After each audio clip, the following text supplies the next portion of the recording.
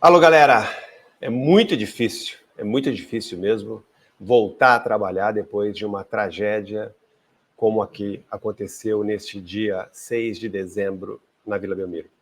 Dia que o santista, torcedor do Santos, aliás, que o torcedor que realmente ama o futebol nunca mais vai esquecer, porque foi a queda de um gigante, o rebaixamento de um gigante do futebol mundial. Eu vou tentar aqui, na medida do possível, nesse vídeo, fazer um balanço de tudo que aconteceu nesta noite e também por toda a madrugada, né? Porque houve o rebaixamento trágico dentro de campo, os protestos iniciais na Vila Belmiro, depois os protestos nos arredores do estádio, ônibus queimados, incendiados, carros, pessoas que se feriram, enfim, esses foram os desdobramentos desta tragédia esportiva que fez com que muitos torcedores perdessem o controle. Agora, aqueles que cometeram crimes, como incendiar veículos, aí eu não chamo de torcedores. Esses eu chamo de vândalos, criminosos, que devem ser identificados e presos, se possível. Depois da vinheta.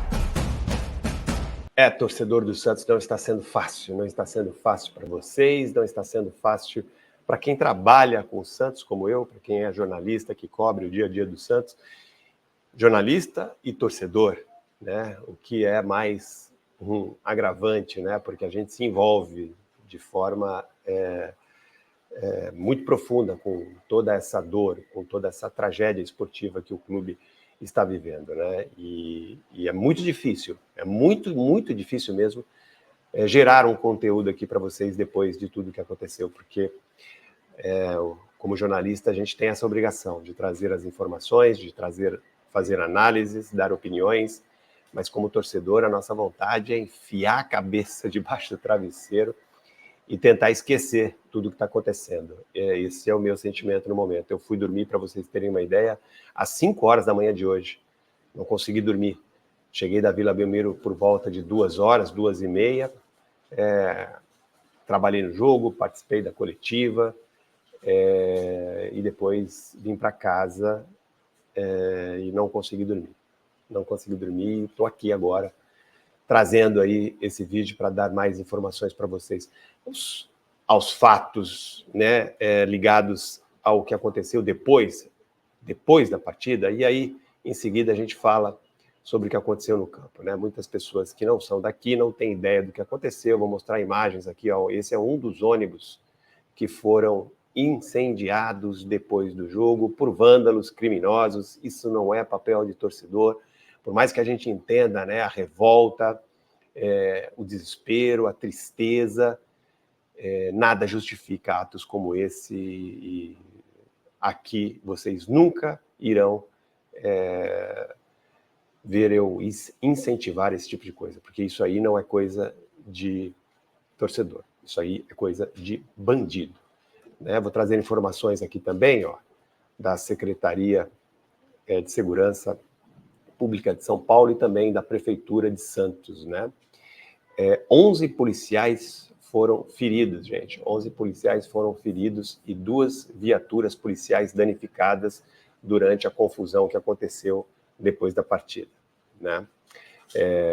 Para quem não sabe, as ruas em volta da Vila Belmiro se transformaram em praça de guerra, né? Confronto entre policiais e torcedores, ou pseudo-torcedores, fora do estádio. O resultado de tudo isso foram 11 policiais feridos, 6 ônibus e 4 automóveis incendiados. Entre esses automóveis, um seria do atacante Mendonça, que ficou ali estacionado ao lado do ônibus do Santos, perto ali da saída do vestiário, né? Do acesso do vestiário à rua. E em nota, a Prefeitura de Santos informou também que a UPA, né, que é a Unidade de Pronto Atendimento da Prefeitura, realizou o atendimento de 10 pessoas que estavam nas imediações da Vila Belmiro, sendo que nenhum caso grave, graças a Deus, menos mal, né? Todos foram liberados, atendidos e liberados depois que receberam assistência. Esse foi o saldo aí policial da confusão, né? Agora, falando um pouco do jogo, né? Eu ontem gravei vídeo depois falando mais das circunstâncias do rebaixamento, mas a gente falou praticamente nada do jogo. Vimos um jogo, um Santos mais uma vez acovardado, um sistema, uma escalação montada para propor o jogo, né? O Santos tinha ali 2 atacantes, Furk, que poderia ser aí uma excelente opção de bola aérea, mas o Santos não atacou, o Santos não propôs jogo. O Santos, em muitos momentos da partida, especialmente no primeiro tempo, ficou mais esperando o Fortaleza do que tentou atacar, agredir o Fortaleza. Poucas vezes fez marcação alta para um time que não tinha jogadores, né, de mais qualidade para ligar o meio de campo, para um time que tinha praticamente 2 volantes e 3 atacantes, né, os 2 volantes Tomás Incon e Jean Lucas, e 3 atacantes, Soteldo atrás de Marcos Leonardo e de Furk, mais 3 zagueiros e 2 alas. Ou seja, o Santos podia propor jogo, né, com esses 3 atacantes marcando pressão alta, com os 2 alas mais adiantados, com o seu trio de zagueiros ali mais próximo ali do meio de campo para fazer ali, para encurtar as linhas, né, de formação do Santos. Mas isso não aconteceu. O Santos, mais uma vez, fez uma partida covarde, um time muito nervoso, jogadores individualmente, alguns passaram do ponto do nervosismo, né? O goleiro João Paulo, infelizmente, falhou nos lances dos 2 gols. O segundo gol foi um ato de desespero, ele foi para frente, faltavam ainda aí 7 minutos, pelo menos, para o jogo terminar. O Santos poderia, né, tentar algo mais, ele vai para frente e acaba que o Santos sofre o segundo gol, e aquele segundo gol do Fortaleza, né, que decreta a vitória de 2-1, praticamente ali elimina, praticamente não, né, eliminou qualquer chance de reabilitação, de recuperação do Santos dentro do jogo. Quando estava 1-1, faltando 7 minutos, o Santos podia, numa jogada, mesmo jogando mal, numa jogada aérea, numa jogada de bola parada, poderia chegar ao gol da vitória, que evitaria o rebaixamento, né?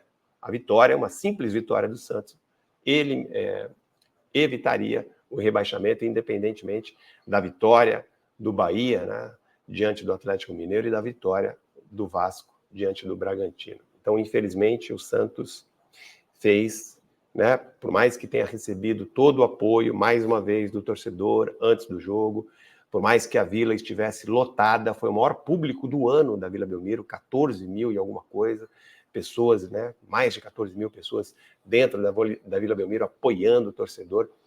Então, por mais que eles tenham tido essa estrutura, né, esse apoio, não foi suficiente para fazer com que esse time se encorajasse, fosse para cima do Fortaleza e tentasse, de fato, vencer a partida.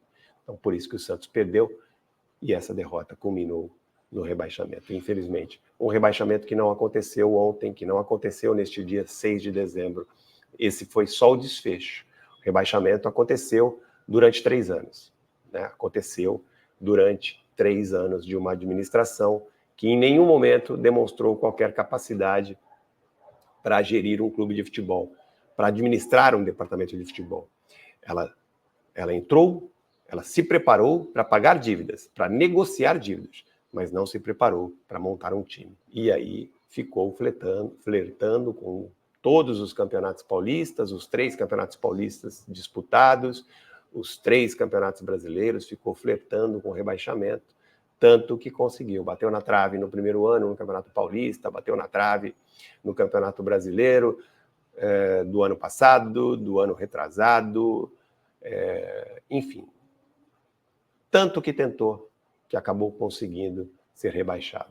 Esse rebaixamento, ele é uma consequência de todos os erros, equívocos que foram cometidos durante esses 3 anos, que na minha opinião, né, que foram, na minha opinião, os piores anos da história do Santos. Né? O Santos teve aí o pior ano, o pior triênio, o pior mandato de um presidente da sua história gloriosa. Esse é o resumo da gestão Andrés Rueda, que pegou um time vice-campeão da Libertadores. Aliás, como houve a pandemia em 2020, 2021, a temporada de 2020, ela acaba finalizando em janeiro de 2021, ele herdou um time finalista da Libertadores. Andrés Rueda ele herdou um time que estava na final da Libertadores.